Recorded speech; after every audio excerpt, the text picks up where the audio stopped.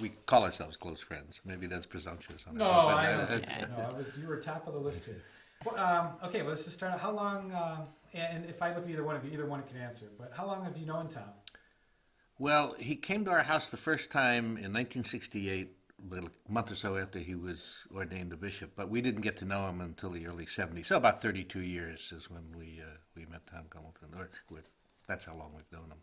That was a lousy answer. No, it was actually very good. I mean, you kind of. Until the end, then when you said that was like, Lousy answer, Let's try it again, and but you're doing You fine. you try it this No, time. no, No, that was no. good though. Then I it's can tell better how we 'cause met. Can I a say lot of that? people will do that. They'll just parrot my question back to me, and that's not right either. So you Yeah. did fine there. So, um, uh, when did you first meet Tom Gumbleton?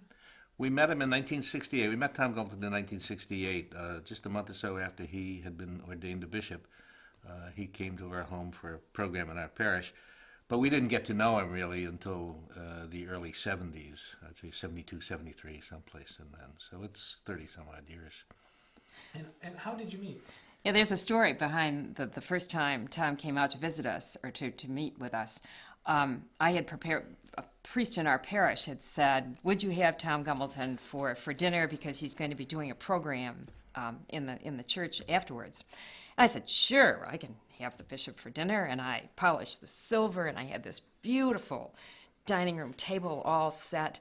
And I said to Rick Cassidy, who was the priest who had invited him, I said, should I kiss his ring? And he said, oh, no, no, not Tom Gumbleton. And of course, when Tom came and we realized what kind of a person he was, it was entirely different from what my view of Bishop was He didn't in a even much have a better ring. way. He didn't even have a ring, exactly. And then we went down in the basement of the church, and Tom gave a talk on nonviolence, both of us having gone to Catholic schools, never really hearing about nonviolence. And we both were very impressed. And it was a watershed moment in our lives. And I've heard that somebody said that Tom Gumbleton's had a tremendous effect on your lives. Can you talk about what effect Tom has had on your lives? Oh, it's been enormous. It's hard to say it in a few words, but he's been just a tremendously effective teacher, an example, and prophet, and all those things. As far as what does it mean to try to be a serious disciple of Jesus Christ in this day, in this time, and whatnot. And he acts that out so well in everything that he does, from his very personal relationships to, trying to deal with these macro problems in the world. But so I guess real teacher and real supporting friend both. What a little about your background too. Now you went to Catholic school and stuff because I went to public school, but I've been Catholic my whole life. I've learned more about Catholicism in the last couple of years, just knowing Tom and stuff, and just it seems like Tom is out of step. It doesn't seem Tom is out of step with the Catholic Church, but it seems almost more that the Catholic Church is out of step with Jesus. So, can you talk about that a little bit? Tom is out of step with the Catholic Church, but the Catholic Church is out of step with Jesus. And Tom models Jesus more than any other person that I have ever known. And he criticizes the church when it doesn't live up to the gospel, and he's very courageous in doing that. And that's a real prophet. He is a prophet. Yeah, I think it's interesting. He openly calls the church to account time and time and time again. It's published in the National Catholic Reporter, all his homilies. And the hierarchy doesn't seem to get on his case too much anymore. And I think they've learned that they can't win because he knows what he's doing, and he's so totally faithful to the real Catholic tradition and real Catholic theology and real Catholic biblical scholarship that they really can't they can't get him for anything. It's he's just so authentic. Could you almost say that to criticize Tom would be to criticize Jesus himself, or something? Well, he probably wouldn't like that. That's it. Well, But yeah, I mean, he's as close as you get, I think, to really being an authentic model of how Jesus would live. well, then let's talk about the way Tom lives. I mean, gosh, here's a guy who could be living in a rectory, could, probably have any, place you want and have plasma screens and, so tell me about how Tom lives. Unbelievably simply. Uh, Blows our mind. For many years, I guess he still, he has a futon for a bed, doesn't have a TV, lives in what was the boiler room of the parish, the building that's the office in his house. Uh, I don't know what else to say. When Tom would go to a bishop's meeting, the other bishops would stay in a very fancy hotel, and Tom would probably stay with a family or in a much less fancy place. He does live very simply, and and he's such a man of prayer. He he prays continually, and I think that gives him the strength to do what he does, which is sometimes very controversial. Um, and let's move right into that. What is Tom doing? He's active in so many things, as far as peace and justice, but also locally with Detroit, with poverty and trying to help the city and the people of the city. Uh, just tell me about some of the things you see Tom doing, and then we'll try to figure out why he does it. Well, the list would be endless. The very specific things. Um, for years he's been involved with organized efforts to try to change public policy, to try to move the church away from its concerns for its own its own stability, its own ongoing existence, towards um, doing things and teaching things and saying things that will try to bring about changes in the overall society, to provide people with a little bit of a glimpse of the reign of God.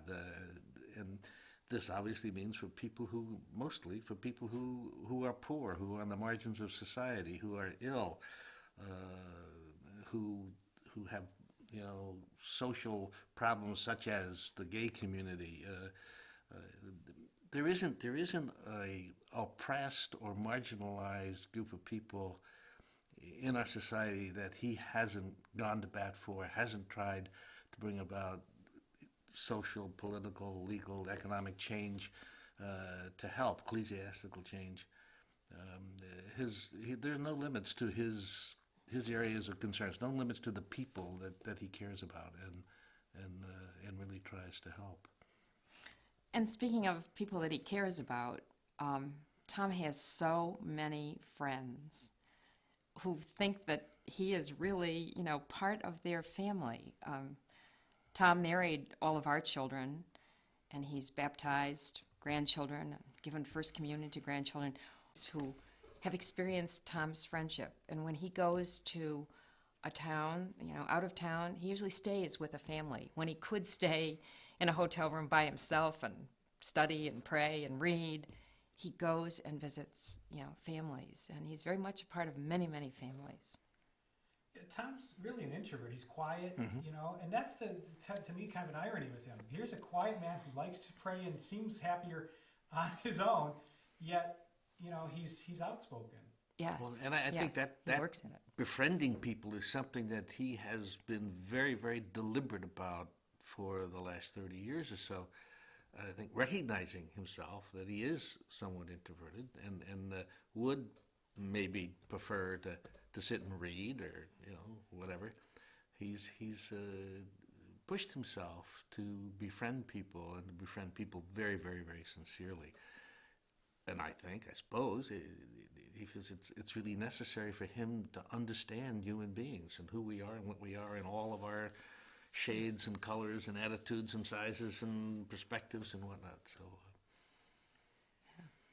Um, yeah, I agree. You know, and the fact that we're doing this, Dave, I think he hates the fact that I'm doing this. You know, and it's Rita Mary, who's she doesn't want to be on camera or anything, but she's so thankful it's happening, but recognize the fact that he hates it. Yes.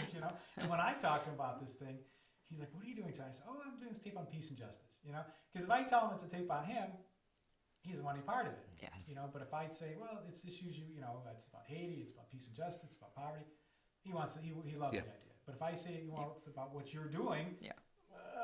why would you do that? Tom was the youngest bishop appointed, and now is the oldest active bishop. I guess there's one older one, but he's retired, whatever. But Tom is the oldest. But it seems like he and a bunch of these other religious his age, Father Norm Thomas, Father Singer, they have this fire in them, and they're the activists, the radicals. And I thought you were supposed to get conservative as you got older.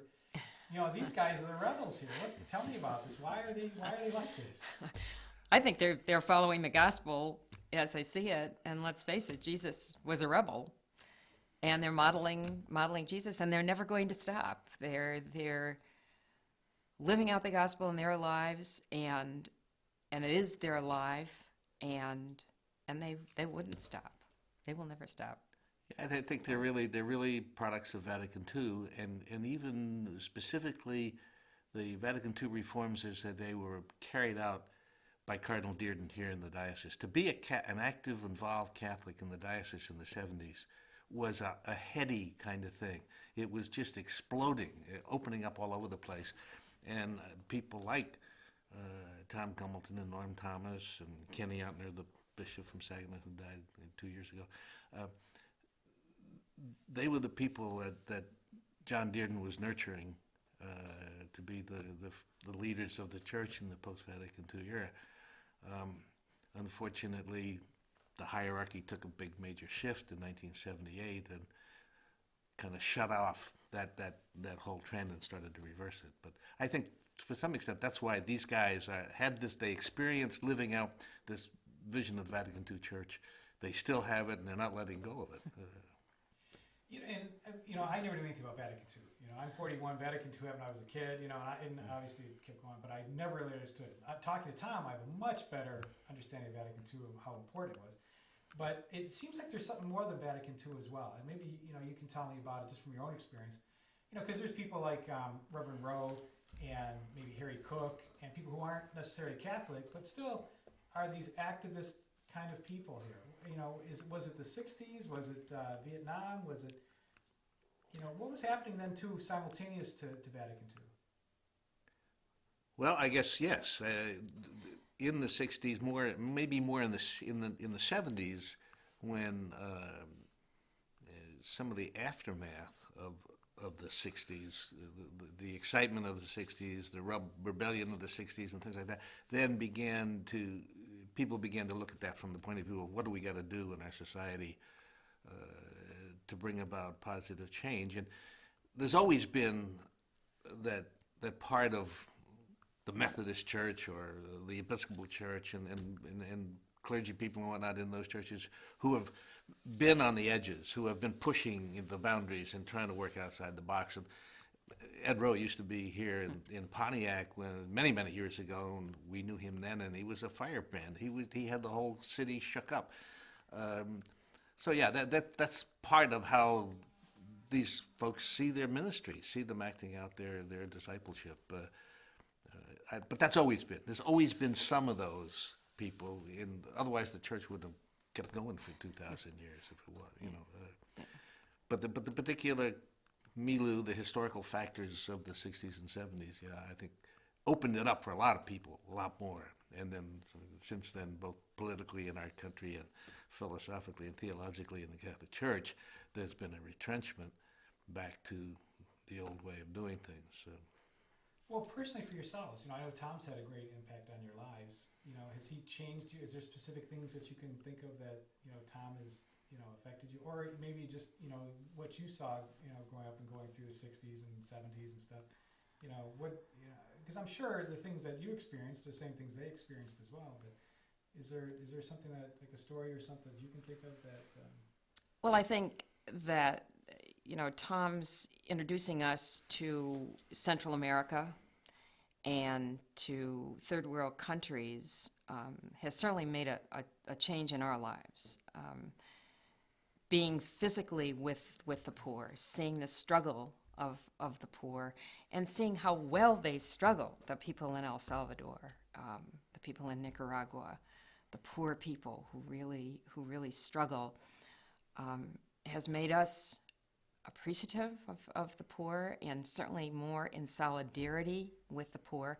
And Tom has been very instrumental in introducing us to that aspect. The whole idea of war as an acceptable way for societies, countries, nations, whatnot, to resolve their conflicts was something that we were taught to believe was legitimate as we grew up and as we were educated. Uh, and Tom was the first person who, in our lives, who called that into question, who represented a teaching figure in the church. Um, and that was very helpful for us because we both found ourselves towards in the late 60s and the early 70s, the Vietnam War thing, getting uncomfortable with the war situation. Initially, we were supportive of it, thought, well, yeah, we got to stop the communist kind of stuff. But because he was going through the same thing himself. He went back and looked at the so-called just war theology, the just war teaching in the Catholic Church that as he had received and whatnot, and realized or came to the conclusion that it absolutely was not a legitimate, authentic teaching for a disciple of Jesus. And he could articulate that very, very clearly and did every chance he got. And so a lot of people found themselves freed up to challenge the idea that, yeah, war can be a legitimate way to solve our problems. Now, Tom, are we okay, Jim? It's rotating in. Okay. Is it speeding? There you go. Okay. Oh, you were talking about Haiti. You kind of were talking about Haiti and El Salvador and stuff.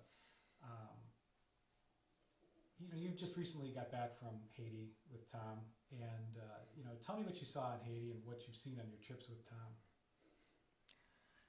Well, first of all, just we've seen incredible poverty, um, just devastating poverty, particularly in Haiti, but in Salvador, also Nicaragua,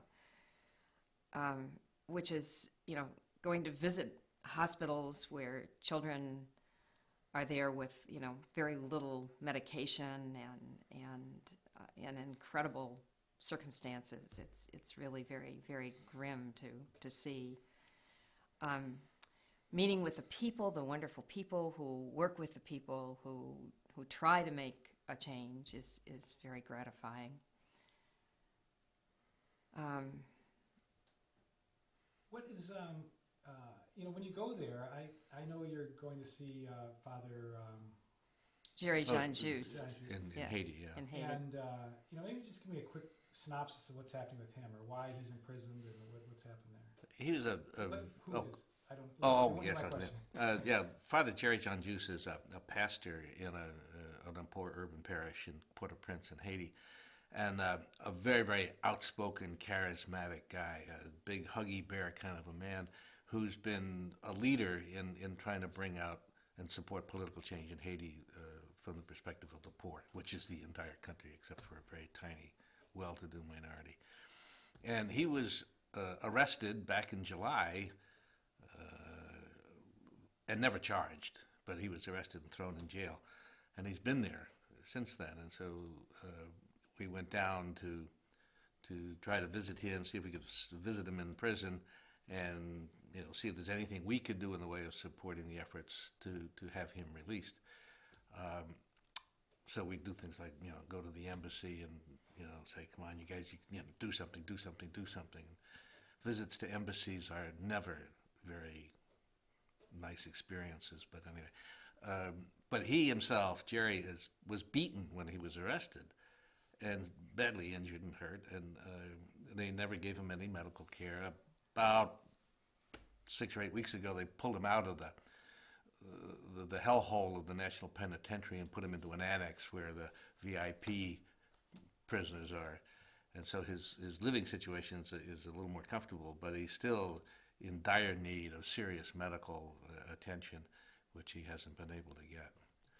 And another thing is he has lost his faculties. The Archbishop of Haiti of Port-au-Prince has taken away his priestly faculties because he was probably going to be involved in politics. The Lavallesse party had said that they would like him to run for president.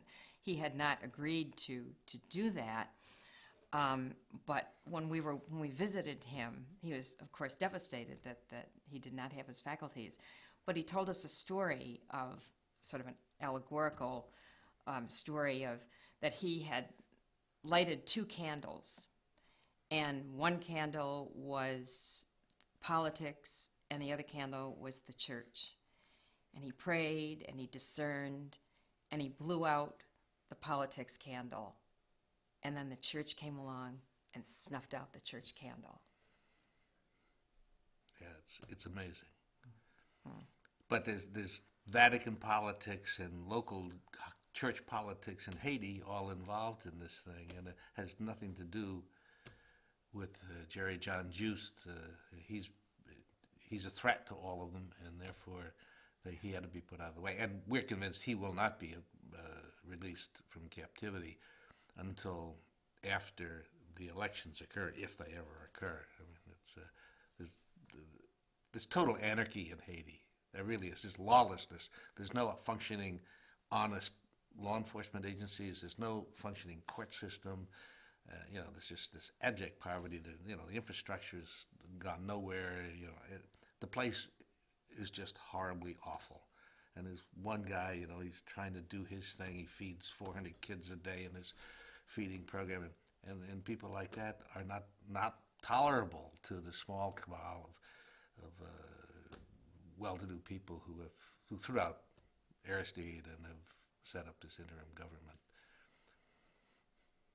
And there's a couple questions I got to remember to ask you. When you drive through Haiti, what do you see? I mean, what driving through when you're getting from point A to point B, what do you see? Abject poverty. Just, people walking the streets, women carrying loads on their heads of fruit or whatever. People, men with huge carts of charcoal, which, they use for their cooking. Little children playing in garbage pits. Just total devastation. Just total poverty. Tin shacks. Storefronts, people with all kinds of stuff trying to sell just one little thing to people who have no money to buy anything, and yet store after store, or tin shack after tin shack, one right next to the other, trying to sell something.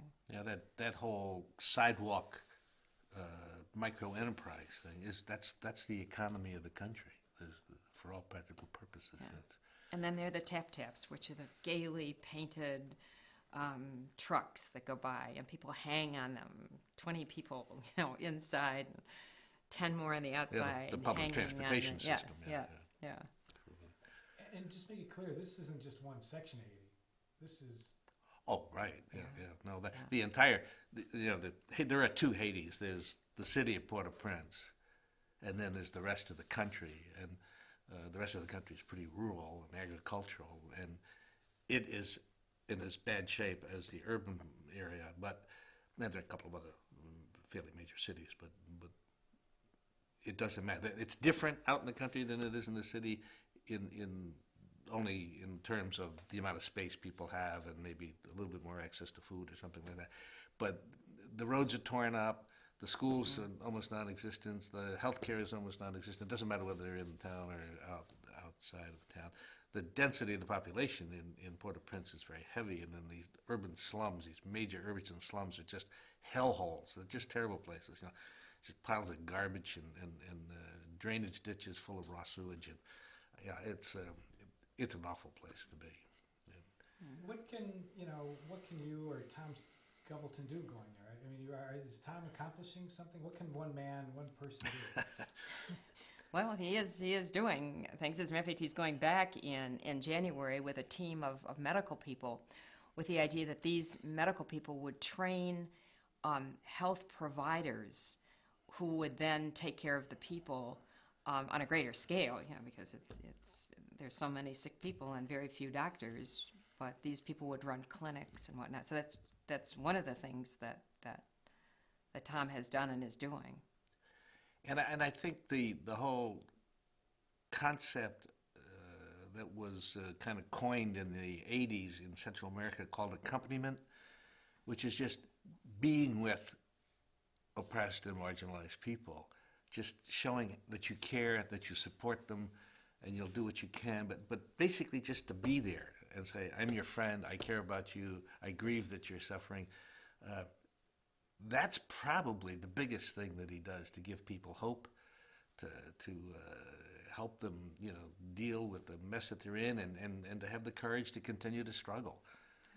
I mean, Yeah. he goes before congressional committees and he gets on TV and he does all that stuff and he tries to bring about change, to the greatest degree that he can. But one person can only do a very small amount in that regard. But the hope and courage and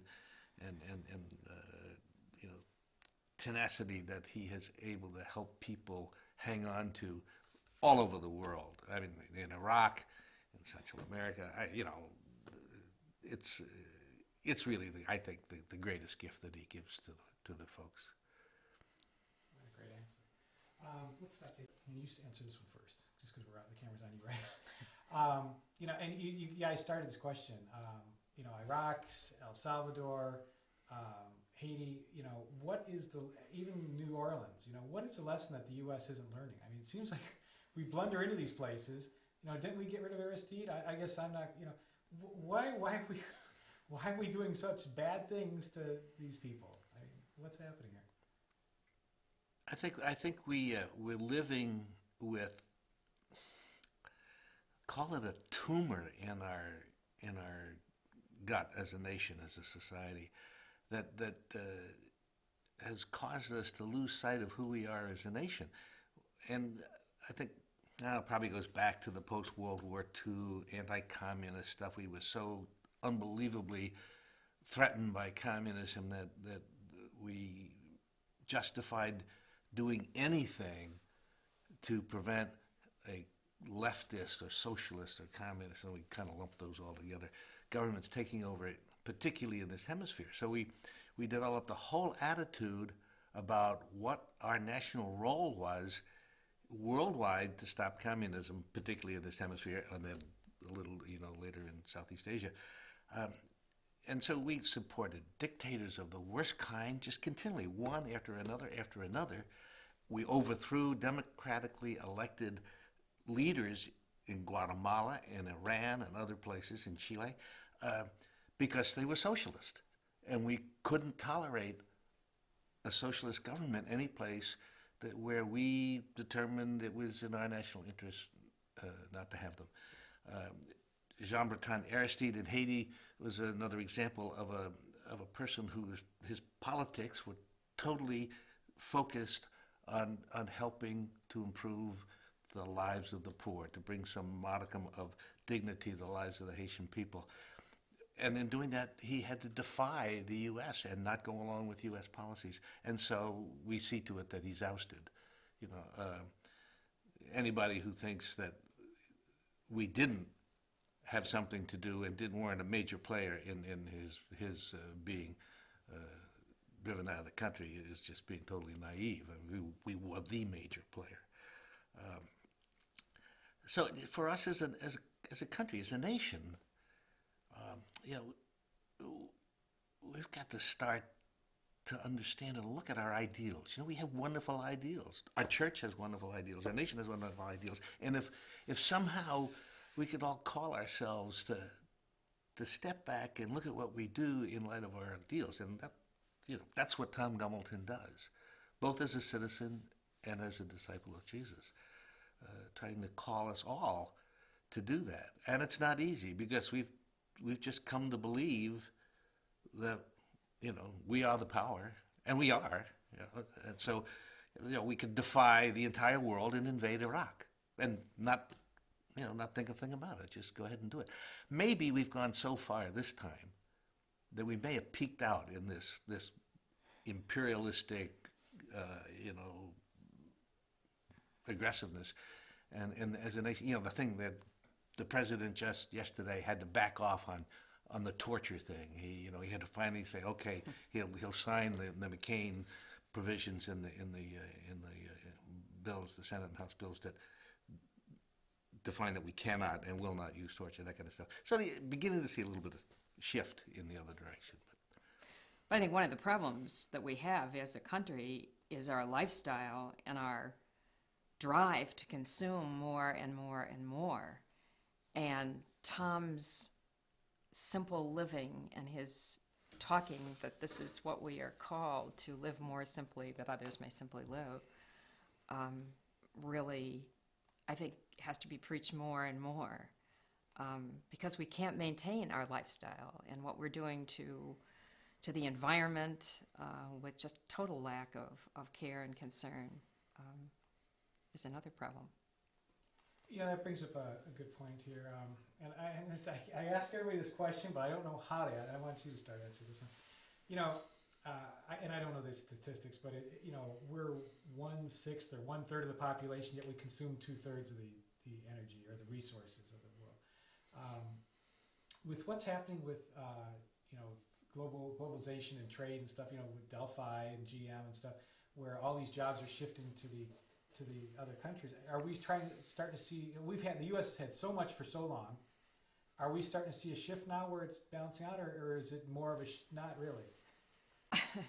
I'm afraid there isn't much of a shift. Maybe a small shift, but I think it's not brought about by our will, but by the will of the rest of the world, which may be very good, that they can put pressure upon us, particularly China or the European Union. But I think that still deep in our national thinking is this: we're number one and that we control everything, and we're just going to keep doing it and consume more at the expense of other people.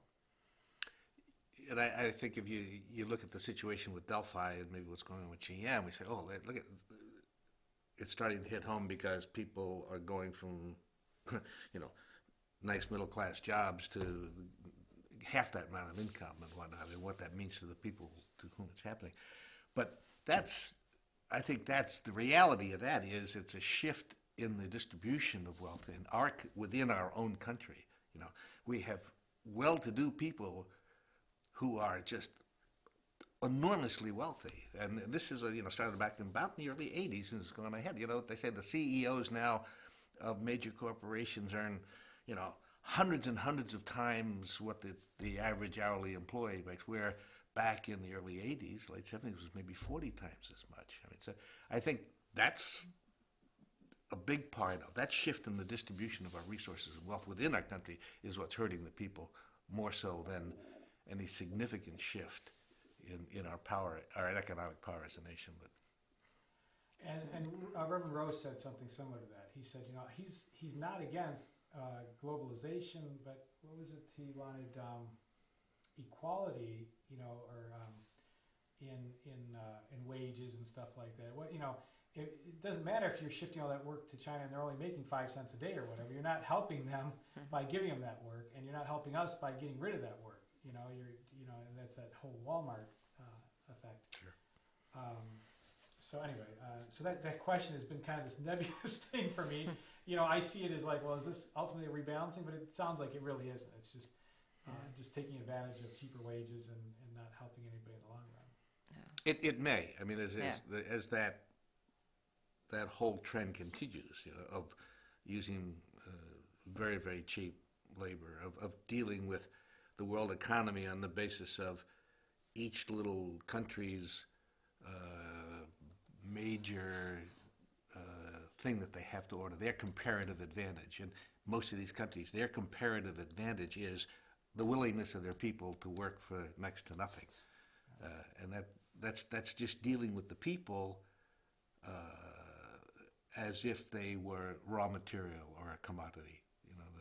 just part of the economic equation with no standing any better than a bag of wheat or a ton of coal or something like that. That's a very good point. Okay, just a couple more things about time and we'll be done here.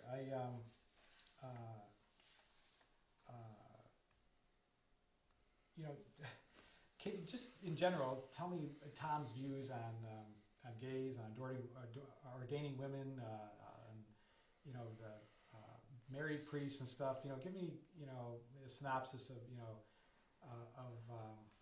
compare Tom and the traditional church, I guess. Want to give me a two-shot or just stand a 10-shot. Okay. Well, he's been very, very outspoken and clear that he thinks that the institutional structural church is flawed, is a sinful situation because of the repression of women, the attitude or the understanding that it has of homosexual people, these kinds of questions. And he has openly said this. It's in print and recorded and whatnot. He does call that for the church to rethink these positions, to start to look at why the church has this tradition of excluding women from the priestly ministry and so forth. Because he says if you can go back and look at how it all came to be, you realize it has nothing to do with what Jesus was teaching. It was all things that occurred in order to consolidate the power of the church in the hands of a male hierarchical structure, which 2,000 years ago everything pretty much was. So he doesn't hesitate to call for looking at these things with a new eye. The question of homosexuality and what that has done to people's lives, he's been extremely courageous in dealing with. He had a brother who came out as a gay man as a mature adult, and that really opened his eyes to come to a new understanding on his part of what being a homosexual person was and what it was about, and got him past this, official church. What's the word? Disorder. This intrinsic disorder, or whatever the term the church uses, and saying, well, that's not obviously not true in his mind. So he can bring questions like that back to, and this is, I think, something that he helped us really learn well, is that in Catholic moral teaching, there is this concept of primacy of conscience, which is always the bottom line on a moral decision. If you in your good conscience, you really believe that the right thing to do is thus, and that happens to this your primary, that's the thing you're primarily obligated to follow. And so how can we condemn homosexual people for behaving in ways that are traditionally considered not acceptable, when in their minds, in their hearts, they know that they're acting in a loving, moral, life-giving way. And then he's helped a lot of. And his support of women throughout his priesthood. He has made an effort to bring women forward, to encourage women. I can remember when we were on the Archdiocesan Pastoral Council, there was a young Hispanic woman whom Tom really encouraged, who would praise and encourage and enable.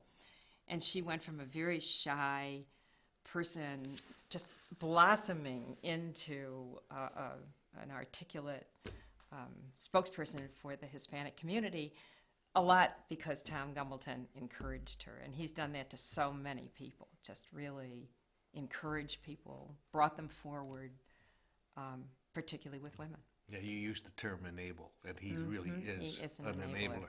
I mean, Yep. you go down to St. Leo's and see Yeah. the different things that people do and are involved in who, never would have seen themselves doing the kinds of things that they're doing. And he does it quietly, from the background. He's not out grabbing people by the collar and saying, hey, here, come here, do this. He just, Yeah. worms his way into people's hearts and minds.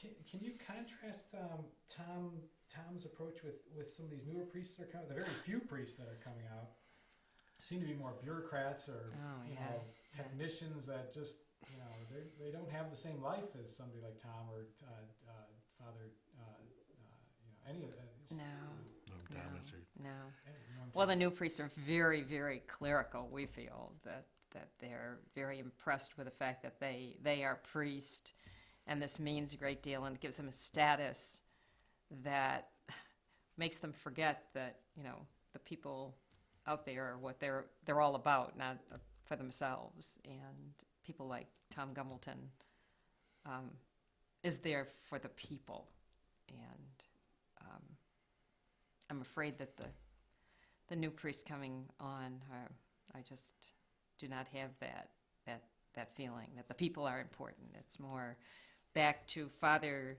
at the altar, perhaps even with his back to the to the congregation, saying the mass in Latin, which no one understands, and it's very distressing. well, that's the extreme of it. That's the If it gets extreme. to that. Yes. And Well, and let's stay on Mary still. The Tom has brought that up too. That it seems like the church is getting away from being for the people and concentrating more on the church itself. What's Yes. best for the church versus what's best for the people. And you see that in Yes. these church clothes and stuff. Can you, why is it important that the church stay in Detroit? Oh my goodness, it's so important for the church to be with the poor and to be in these neighborhoods where the church is the center and the focus and the help of people in the neighborhood. And some of the churches have had parishioners who are, in their 90s, who have been going to the church all their lives, and now suddenly the church is going to be closed. What a traumatic thing, and how unloving and how terrible that is for those people. What is the purpose of the church? I mean, what do you feel, or what do you think, Tom, or what is the purpose of the church?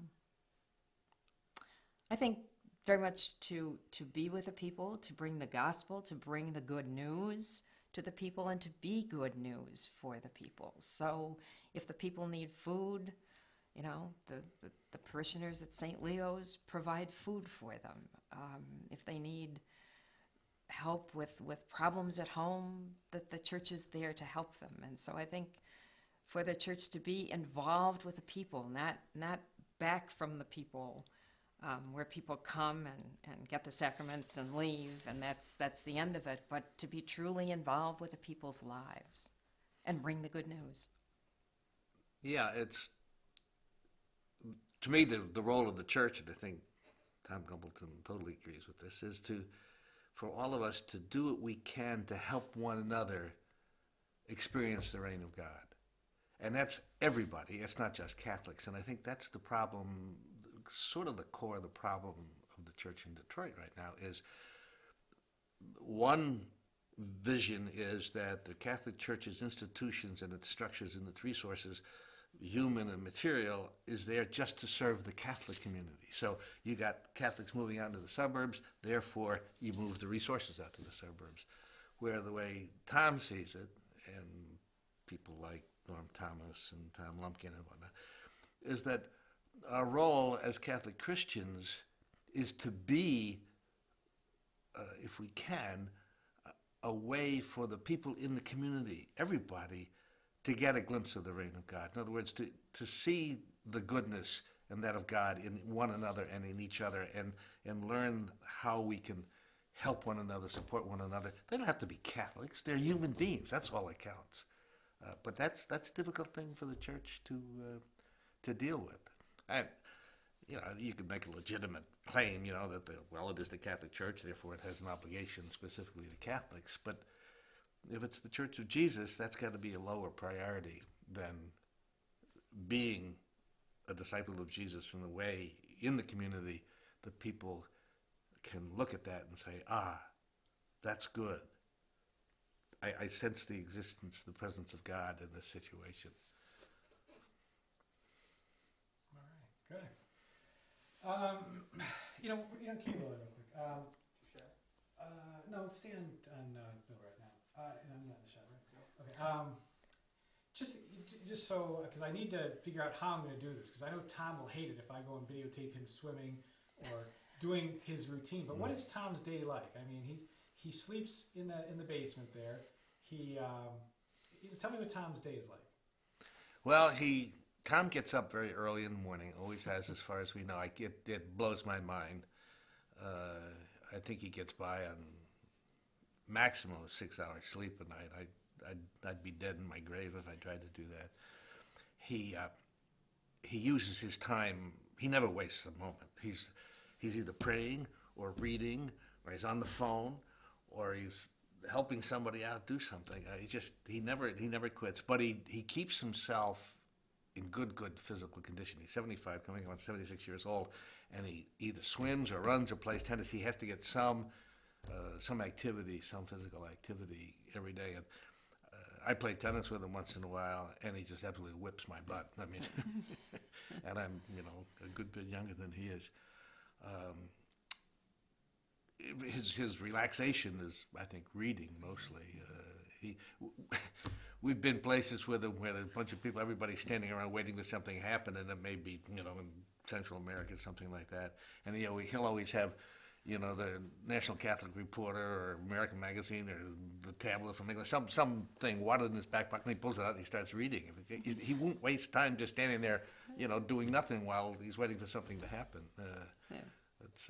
He's just an enormously focused person on always using his time and energy in a positive way. And then he'll get tired and fall asleep.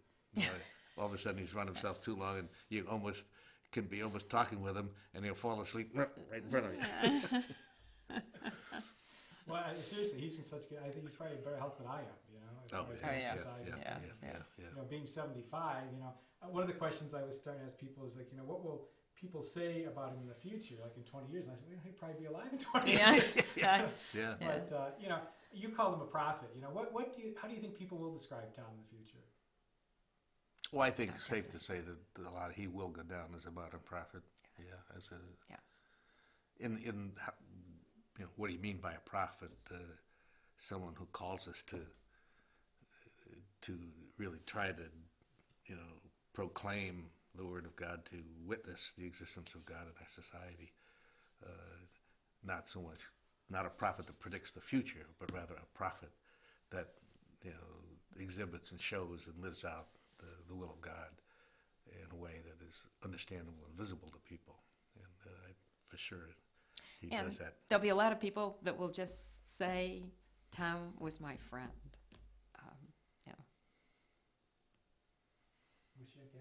Let's say that again. Yeah. What are the people going to say about Tom? I think some of the people are just going to say, Tom was my friend and a good friend. And a lot of people will say that. That's how I'll end the video. I bet that's how I'm going to end this show. Right there. And stay on Mary real quickly. I'm really done, but I'm just throwing stuff out because we got a couple more seconds here. I've read that, just in my research, people who I know have not met Tom.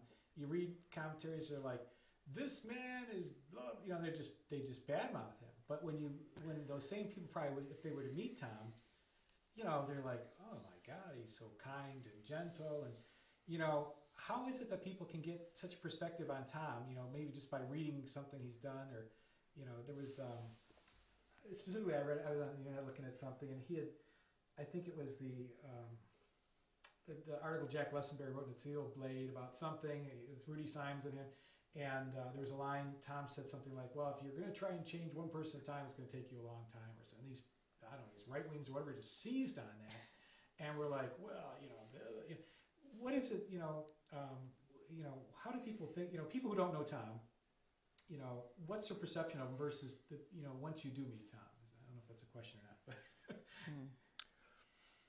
but. I think it's very threatening to an awful lot of people to have a prophetic person speaking out, calling us to re-examine some fundamental stuff in our lives. And so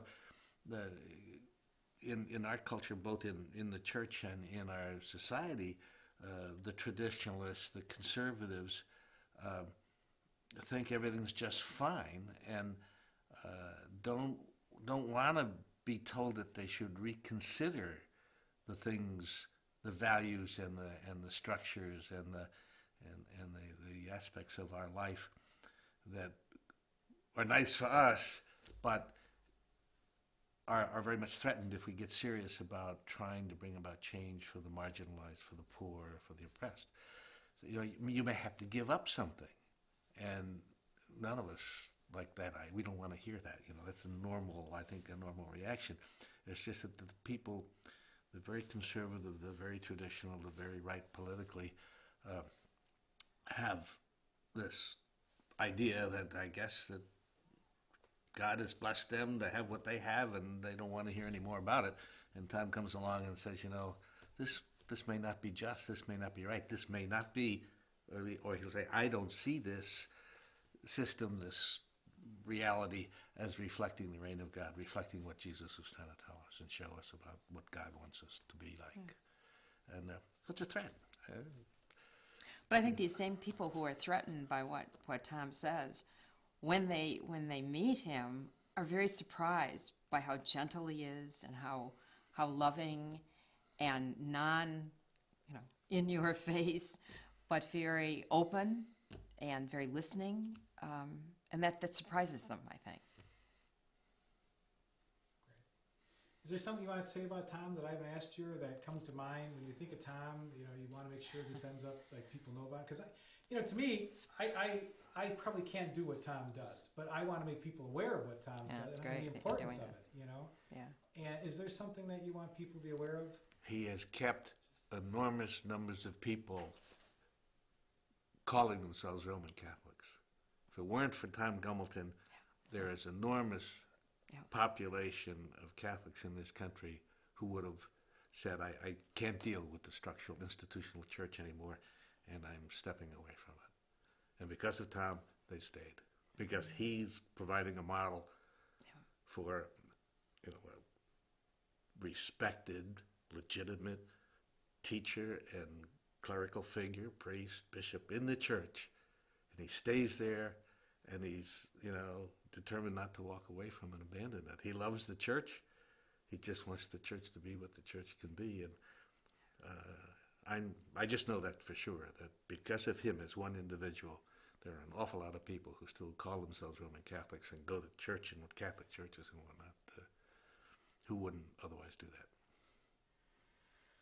And that's a great point. I'm really glad you made that because officially I'm a Shrine of Little Flower person, but I go down to St. Leo's or Sacred Heart, or because I feel like what they're saying is more in line with how I feel.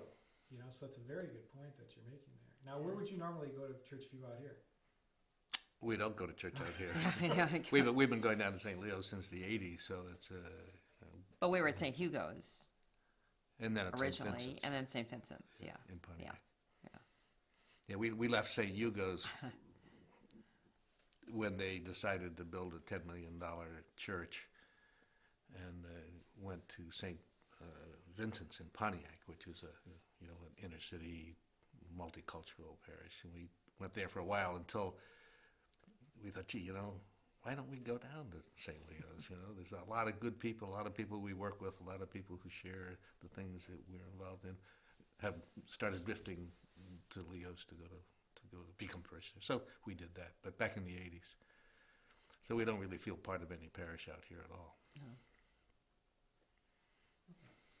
What do you, Jim? Got enough here?